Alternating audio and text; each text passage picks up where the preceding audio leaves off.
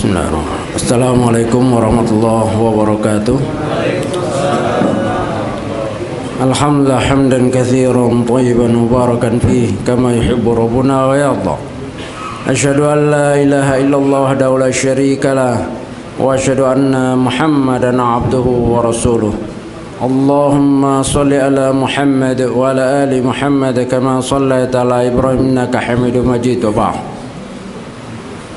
Hadirin yang rahmati Allah Subhanahu wa taala, azani Allah wa iyyakum. Insyaallah kita lanjutkan kajian kita yaitu Arba'in Nawawiyah dengan syarah Syekh Shalih Abdul Aziz Al-Utsyaikh. Dan kita masuk kepada hadis yang ke-12 ya. Hadis yang ke-11 sudah ya. Iya.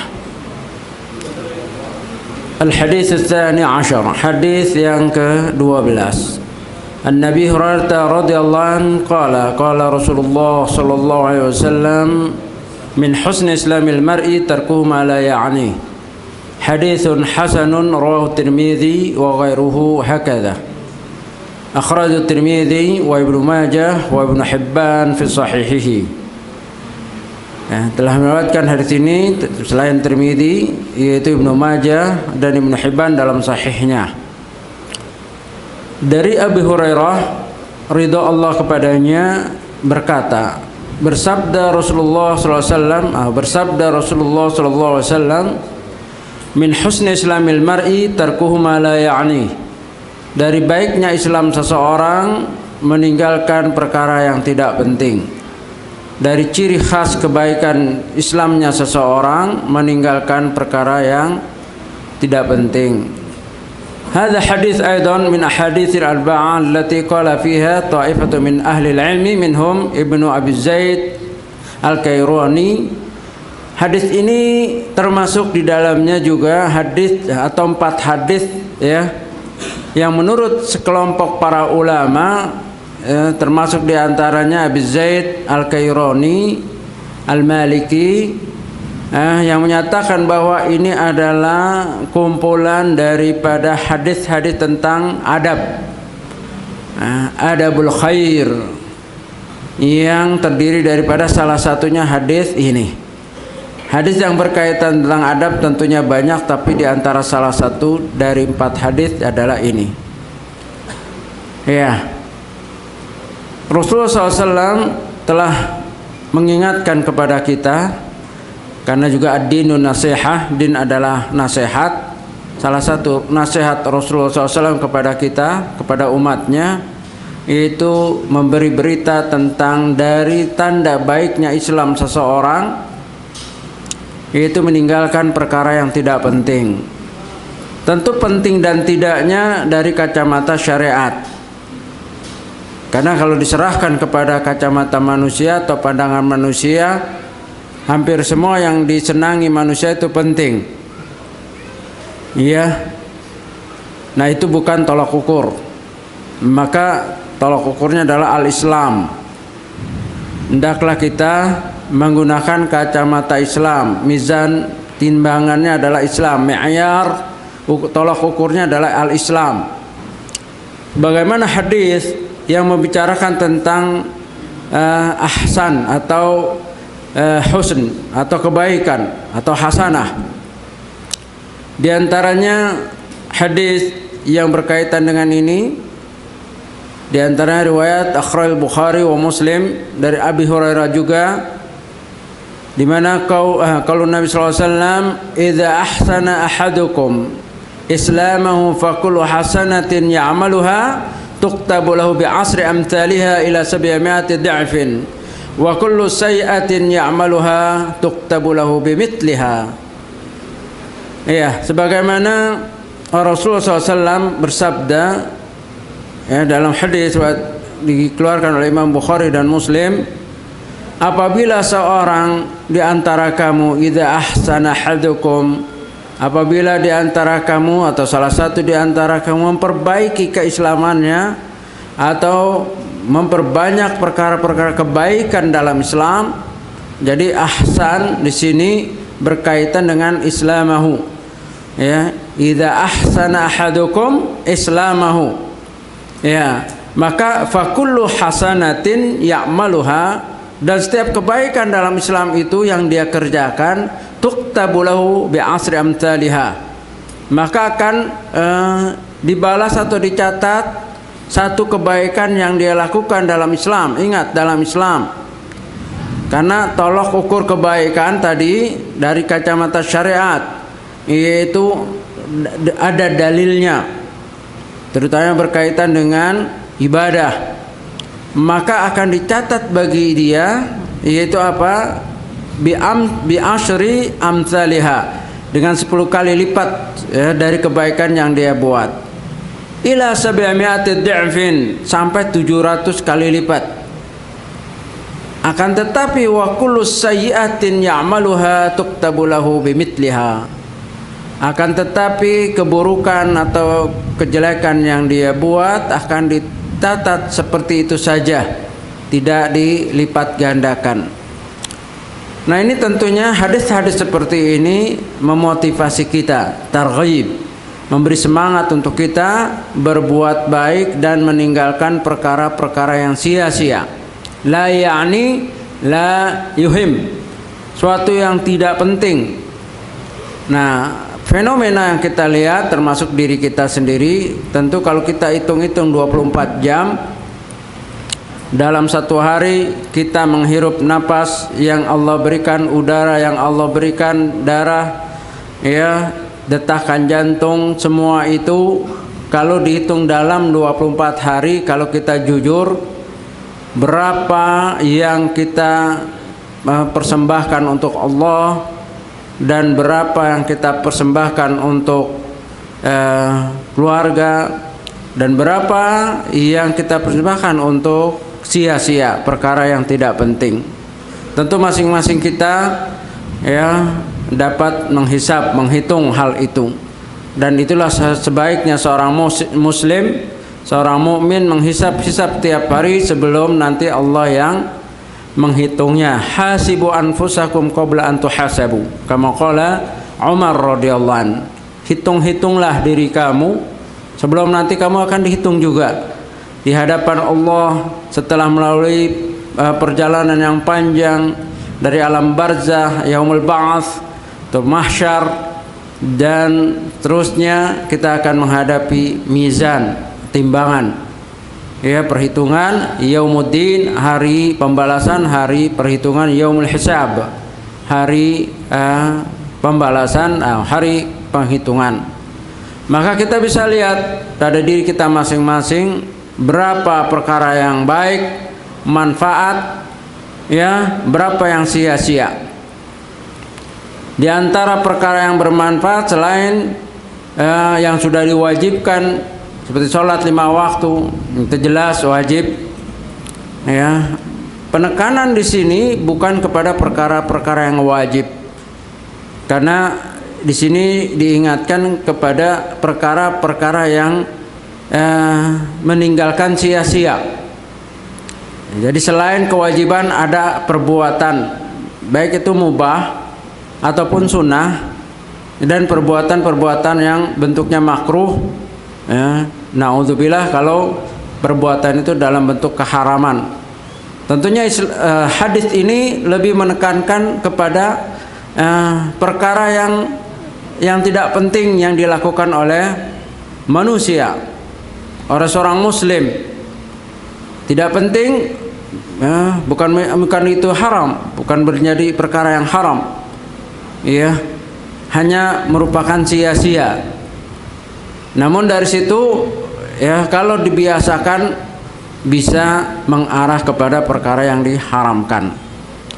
Nah, hadis yang tadi kita baca yang kedua sebagai penguat daripada hadis yang pertama, bahwa sesungguhnya Allah Ar-Rahman Ar-Rahim begitu adil dan begitu sayangnya kepada hambanya, sehingga apabila seorang berbuat kebaikan dalam Islam, maka dilipat gandakan, dicatat dan dilipat gandakan, bukan hanya dicatat saja. Perkaliannya itu pertama bisa 10 kali lipat, bisa 700 kali lipat, dalam hadis lain, dalam ayat lain 100, dalam hadis lain juga dikatakan kepada kelipatan yang tidak terhingga. Nah, ini semua sebagai motivasi kita untuk apa? Untuk lebih berbuat kebaikan dan meninggalkan perkara-perkara yang tidak penting. Di dalam hadits lain juga dikatakan, idza aslama al-'abdu fahasuna islamuhu wa yukaffirullahu anhu kulla syai'atin kana zalafaha wa kana ba'da dzalikal qisasul hasanatu bi amsri amsalha ila 700 di'fin wasayyi'atu bimithliha illa an yatajawazallahu anha. Iya, hadis yang lain diriwayatkan oleh Imam Nasa'i dan juga Al-Baihaqi, juga di dalam kitabnya Imam Al-Hakim dikatakan kalau ini idza aslamal abdu fahasuna islamuhu. Ini yang dari non muslim kepada Islam. Karena tidak semua orang Islam sejak kecil. Ya, ada yang masuk Islam, ya, maka apabila seorang telah bersyahadat dinyatakan dia telah masuk Islam, yang fenomena ini kita bisa lihat di Eropa. Begitu banyaknya sekarang manusia berbondong-bondong ya atas janji Allah, manusia berbondong-bondong bersyahadat masuk Islam. Dan kita rasakan juga di sini, bahkan di dalamnya ada tokoh-tokoh. Ya. Nah, apabila seorang telah Islam, kemudian dia memperbaiki keislamannya, memenuhi apa yang telah syahadat, yaitu sholat, puasa, ya, zakat, haji, dan seterusnya, maka apa? Yukaffirullahu anhu kulla sayi'atin. Allah akan menghapus seluruh keburukan kejahatannya sebelum Islam. Nah, itulah keuntungannya orang Islam, orang yang masuk Islam. Jadi walaupun seperti siapa? Seperti Umar radhiyallahu anhu yang terkenal kejamnya, atau Khalid bin Walid. Apa diantara kedahsyatannya Khalid? Yaitu membantai ketika pasukan Nabi dan para sahabat di perang Uhud. Bahkan Rasulullah SAW hampir terbunuh. Nah, bahkan ketika kejadian itu diisukan Rasulullah itu sudah terbunuh. Nah, berapa banyak yang dibantai oleh Khalid dengan pasukannya. Tapi Allah beri dia hidayah sehingga dari orang yang memerangi Rasulullah SAW menjadi Saifullah, pedangnya Allah. Nah, maka tidak boleh di dalam Mujmal Usul Ahlus Sunnah wal Jamaah, ya, yang ditulis oleh Dr. Nasir Abdul Karim Al-Aqal sekitar bab 6, tidak boleh kita ta'yin, ya, menentukan seorang itu neraka dan surganya selama masih hidup. Kalau dia orang kafir, tidak boleh dikatakan dia itu ahli neraka, kecuali ya kalau dia tidak tobat dan seperti itu, maka dia ahli neraka. Tapi selama masih hidup tidak boleh. Ya, bahkan dianjurkan untuk mendoakannya. Karena tidak ada satu mustahil bagi Allah. Sejahat apapun manusia, kalau Allah mau merubah hatinya, berubahlah dia menjadi orang baik. Ya, sejarah telah membuktikan Khalid bin Walid, ya, Ikrimah bin Abu Jahal, bapaknya saja Abu Jahal. Ya. Ketika Fatu Mekah, Ikrimah termasuk yang lari, tidak mau Islam. Namun setelah itu Islam dan jadi pejuang, jadi mujahid yang tangguh. Dan di antara keistimewaan Ikrimah sampai sekarang secara ilmu militer itu dipakai. Apa ilmu militernya itu? Komandos, pasukan khusus, itu yang dimiliki oleh Ikrimah. Ikrimah bin Abu Jahal itu bisa menembus pasukan atas izin Allah sendiri, balik tanpa ada luka, tapi yang ditembus itu bergelimpangan semuanya. Ya, itu tadinya memerangi Rasul, bapaknya aja Abu Jahal. Ya, jadi jangan kita mendahului Allah, walaupun dia sejahat apapun. Ya, kalau Allah beri hidayah, dia dapat berubah.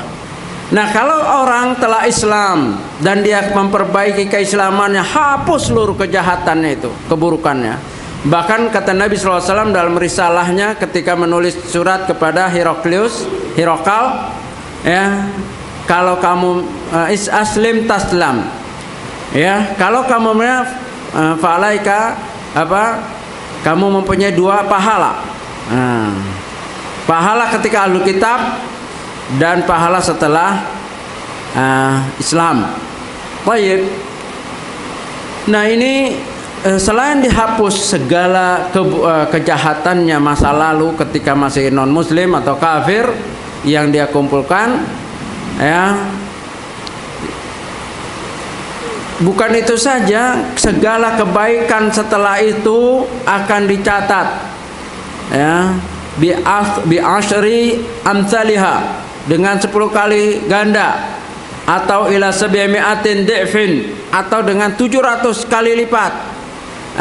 Adapun setelah itu keburukannya hanya, ya, dibalas sesuai itu saja, kecuali atas kehendak Allah, itu lain soal. Ada memang perkara-perkara amal buruk yang dilipat gandakan ada, terutama pada hal-hal tertentu dalam syariat. Contohnya pada bulan Muharram, pada Asyurul Haram, berbuat kejahatan itu dilipat gandakan kejahatannya, bukan hanya sekedar 1 kali lipat. Adapun di lain itu secara umum adalah kejahatan dibalas sesuai dengan itu saja. Ya, baik. Qaulul ihsan atau anna al-ihsan itu tolak ukurnya sekali lagi adalah al-Islam. Min husni islamil mar'i, dari baiknya Islam seseorang, tarkuhu ma la ya'ni, meninggalkan perkara yang tidak penting. Ya, karena kalau kepentingan diserahkan kepada manusia, semua jadi penting. Nonton bola penting, ya, untuk apa? Untuk refreshing katanya. Ya, ada orang bilang, wah, saya ini kalau ngerokok ini penting. Tanpa rokok saya nggak bisa ada imajinasi, nggak bisa kerja. Jadi kalau kepentingan itu diserahkan kepada manusia, semua penting. Ya, main game juga penting. Ya, alasannya itu untuk supaya, ya, refreshing, supaya seger lagi. Ya, lagu nyanyi juga penting, musik juga penting. Kalau diserahkan manusia semua penting. Ya, maka tolak ukur ma la ya'ni ma la yuhim, tidak penting. Ya, itu tolak ukurnya adalah syariat. Ini menurut syariat penting apa tidak? Ya. Kalau tidak, ya tinggalkan. Nah, proses meninggalkan itu proses jihadun nafs. Ya, kan jihad bin nafsi wa jihadun nafs.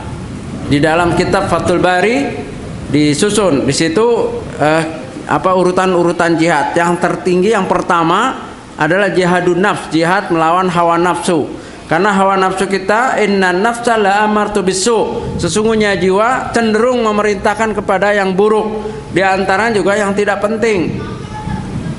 Ya, makanya Nabi SAW berlindung daripada sifat apa? Al-jumni wal kasali, pengecut dan apa? Malas. Nah, biasanya orang kalau malas mengerjakan yang penting apa yang tidak penting? Yang nggak penting. Mana ada orang malas itu baca Quran itu, ya, tahajud, bantu istrinya, enggak. Kalau malas, gelas di sini aja suruh istrinya ambil, ya, gelas di sini, gelas kotor ini, habis dia minum sendiri itu, dia udah dibuatkan istrinya, tolong nih ambil, saya mau kerja, ya salam, ya, atau begitu suruh anaknya. Nah, itu kalau lagi malas gitu. Jangankan sholat tahajud, isya-nya aja kadang-kadang dikit lagi subuh, ya, padahal udah habis waktunya. Karena isya terakhir waktunya apa? Jam 12 malam, pertengahan malam sudah habis isya. Makanya makruh tidur sebelum sholat isya, takutnya bangunnya nanti jamak sama subuh, jadi 4-2-6. Kalau kelewatan lagi sama duha. Ya, itulah orang kalau lagi kaslan, malas, gak mungkin dia mengerjakan yang penting-penting, gak mungkin. Maka biasanya orang kaslan ini biasanya mengerjakan perkara yang gak penting. leha-leha, kalau orang Malaysia bilang lepak, ya nggak ada nggak apa aja. Kadang-kadang ke mall misalnya nggak ada yang dibeli, keliling aja, sampai 7 kali baru pulang. Ya nggak ada yang dibeli, cuman lihat itu ya. Nah ini yang begini-begini, naudzubillah. Artinya apa? Fasilitasnya banyak, fasilitasnya luas.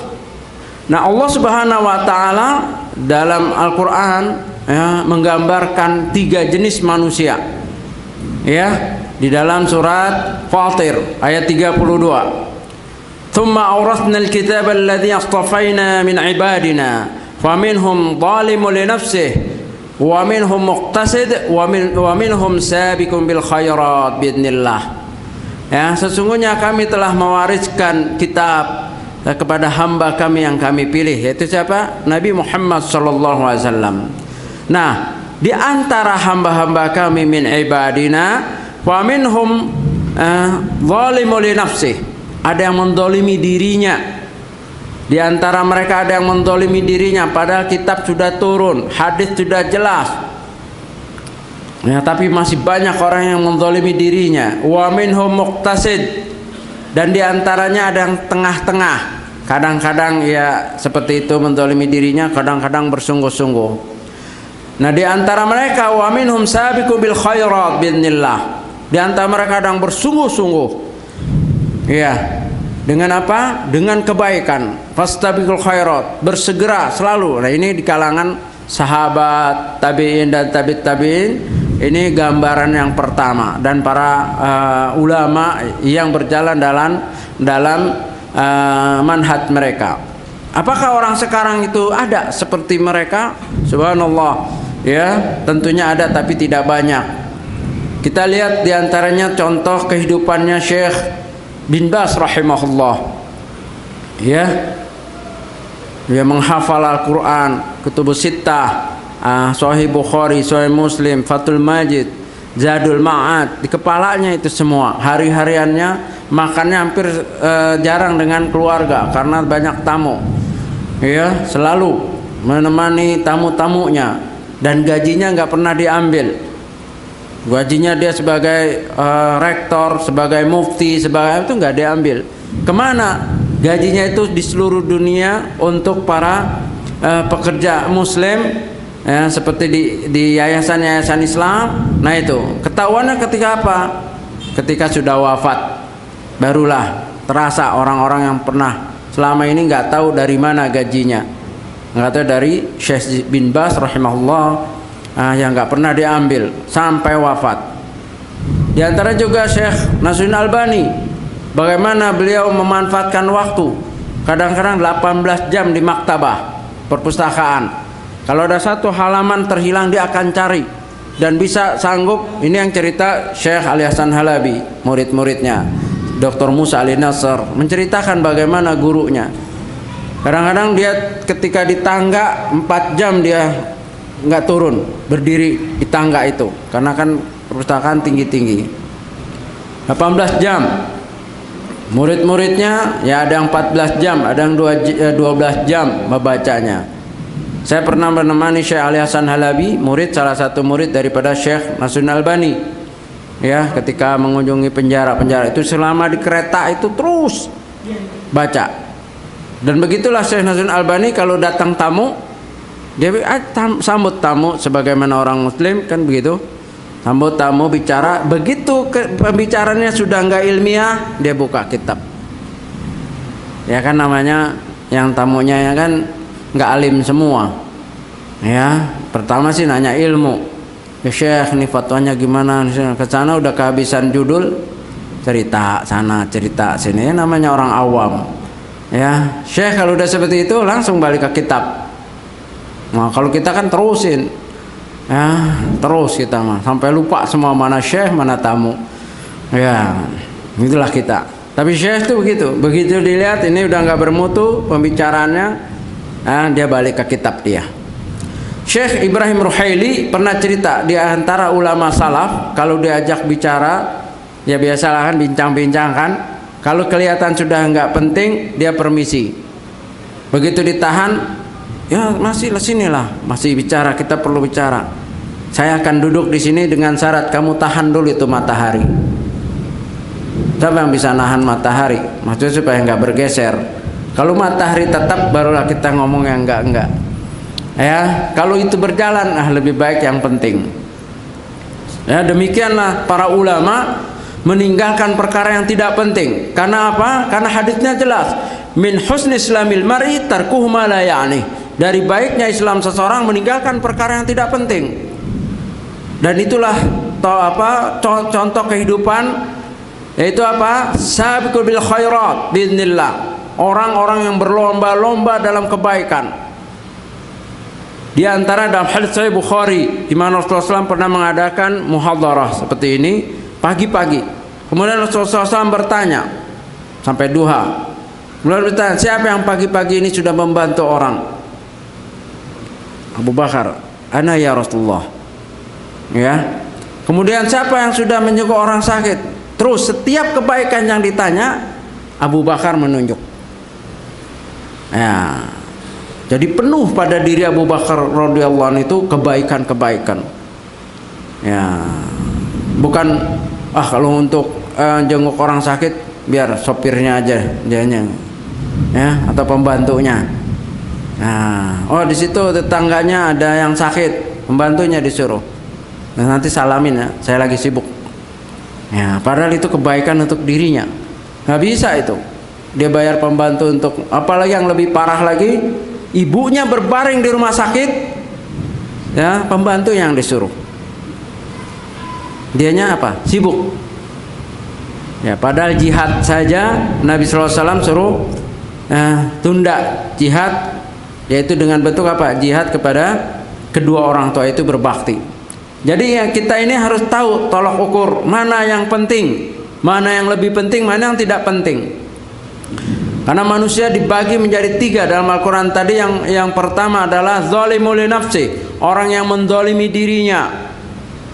Nah, yang diantara salah satu kezaliman yang kita tidak terasa adalah apa? Membiarkan atau menolak peringatan Allah. Dalam surat As-Sajdah ya, wa man adlamu mimman dzukira bi ayati rabbih tsumma arada anha inna minal mujrimina muntaqimun. Siapakah orang yang paling zalim di antara manusia? Yang paling zalim yaitu orang yang ketika diberi peringatan dia menolak.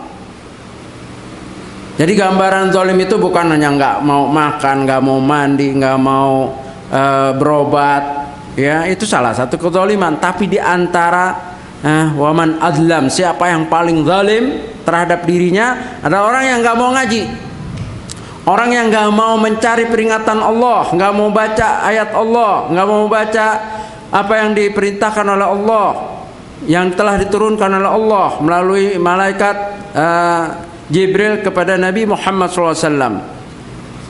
Waman adlamu mimman dzukira bi ayati rabbih tsumma arada anha. Siapakah yang lebih zalim? Nah, ini harus kita hindari. Kezaliman yang tertinggi ya adalah membiarkan diri menolak dari peringatan. Dan peringatan Allah yang paling keras adalah apa? Asyirik. Wa'budullaha wa la tusyriku bi syai'an. Ketika seorang menolak peringatan Allah, maka dia akan terjerumus kepada suatu yang paling dahsyat, yaitu kemusyrikan. Dan sebaliknya, ketika seorang memperhatikan ayat-ayat Allah dan perintah yang paling tinggi adalah at-tauhid. Yang paling top perintah itu adalah tauhid. Karena sholat, zakat, haji, itu tidak akan ada manfaatnya ketika seorang tauhidnya itu rusak. Ya, yaitu apa? Terjerumus kepada kemusyrikan. Nah, wa minhum muqtasid. Ini keumumannya kita. Di antara mereka muqtasid. Ya. Yaitu apa? Seimbang kebaikan dan keburukannya. Ya, tapi bukan kemusyrikan. Dosa-dosa lah, dosa besarnya masih ada, dosa-dosa yang lain masih ada, tapi sholat juga rajin. Ya, sholat 5 waktu juga rajin, ya, itu begitu. Nah, muqtasid ini orang yang seimbang kadang-kadang dalam ketaatan, kadang-kadang kemaksiatan. Dan ini keumuman manusia, sebagaimana Nabi sallallahu alaihi wasallam ingatkan kita dalam Sahih Muslim ketika Hanzalah dengan Abu Bakar radhiyallahu anhu bertemu dan menceritakan tentang keadaan jiwa, keadaan hati.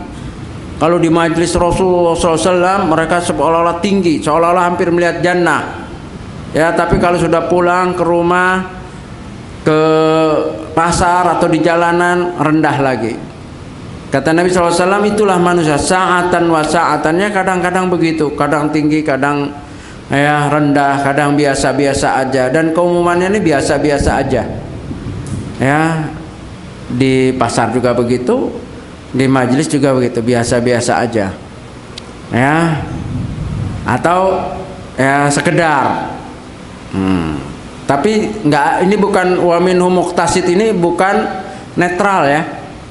Saya enggak perlu bertauhid, enggak juga syirik, enggak perlu taat sama Allah, enggak juga ikut setan, enggak ada. Netral ini enggak ada.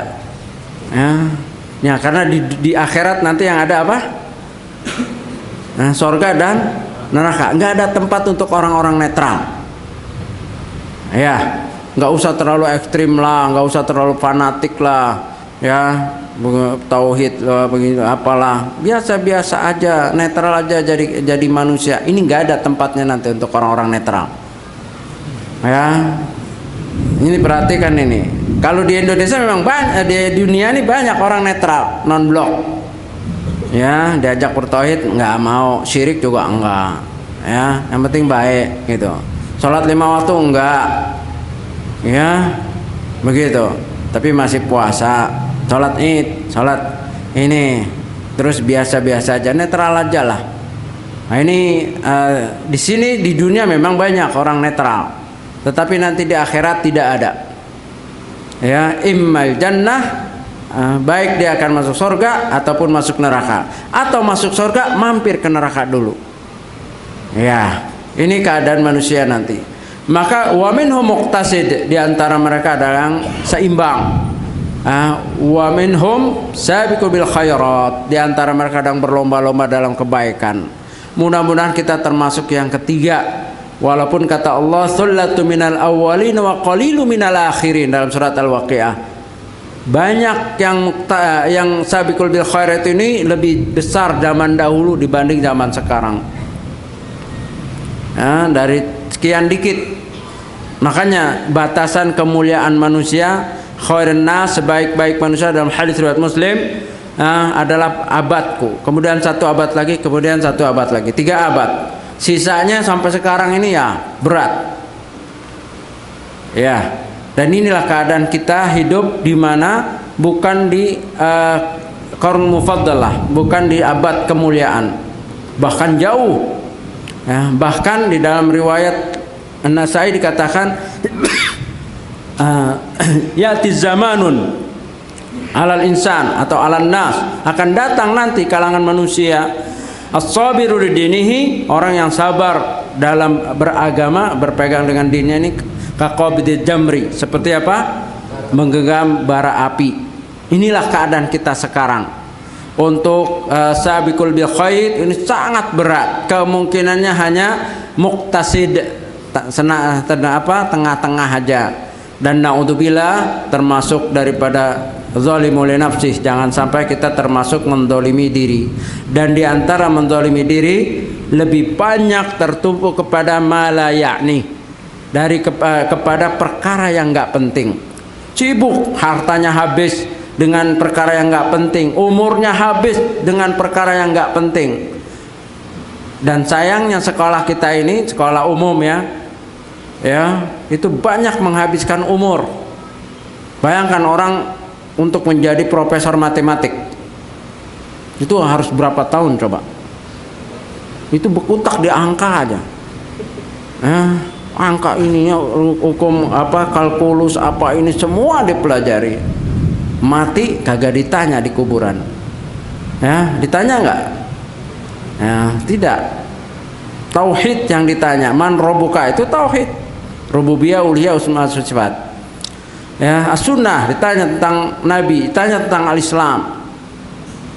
Ya, maka ini yang harus kita perhatikan ketika kita meletakkan anak-anak kita di sekolah. Maka perhatikanlah, bukan ilmu dunia itu bukan tidak penting, penting, tapi itu adalah istilahnya terbatas, hanya untuk hidup di dunia. Nah, jadikan ilmu dunia juga ilmu akhirat yang untuk selamanya. Ilmu dunia jangan lupa, ilmu akhirat hendaklah dikejar. Tauhid itu dikejar. Ya, ilmu dunia jangan lupa. Sifatnya jangan lupa aja. Ya, tentunya masih banyak pembahasan di sini, hadis-hadis yang diinikan oleh Syekh. Namun karena waktu terbatas ya, mungkin kalau ada soalan satu mungkin. Kalau nggak ada ya alhamdulillah kita tutup. Silakan Pak. Assalamualaikum Ustaz. Waalaikumsalam warahmatullahi. Kebetulan saya lagi mendengar ceramah lewat multimedia Ustaz Firanda. Jadi diceritakan bahwa dalam riwayat ada sebuah masjid di zaman Ibnu Umar.